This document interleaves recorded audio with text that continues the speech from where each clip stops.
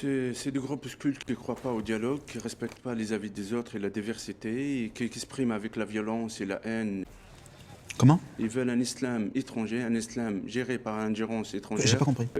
Voilà, et qui viennent vraiment montrer leur haine par rapport à la République, par rapport à ses valeurs, et aussi qui ne sont pas d'accord par rapport que j'ai pris une position, je suis pour la loi, l'interdiction. Putain, la vache, je comprends pas un mot de ce que vous racontez. Allez-y, excusez-moi, reprenez depuis le début, je vous écoute. Ils ont saccagé ma maison en 2006 parce que j'ai fait un appel de respecter l'histoire du peuple juif, comme quoi il n'y a rien à voir à la religion, c'est pas une obligation religieuse, et en plus elle donne une image très sombre de l'islam.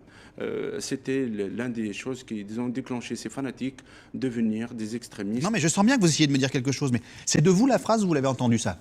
Il y a une vraie montée d'islam radical qui monte en France, des mouvements comme celle de salafistes et des autres mouvements, qui vraiment, c'est un danger pour la France. Et deuxième chose aussi, il y a une vraie montée de racisme. Ces deux-là, extrémistes, ils dérangent la sérénité et le paix sociale dans notre pays. Déjà non, je suis désolé, pas du tout.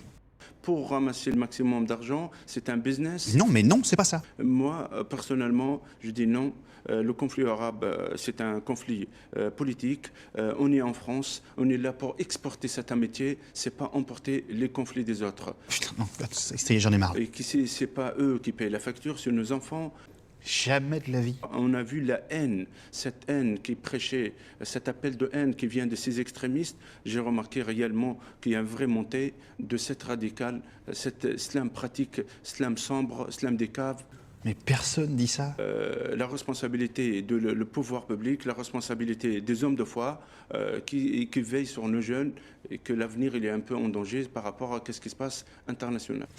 Non, moi je crois qu'il faut que vous arrêtiez d'essayer de dire des trucs. Ça vous fatigue déjà, puis pour les autres, vous vous rendez pas compte de ce que c'est.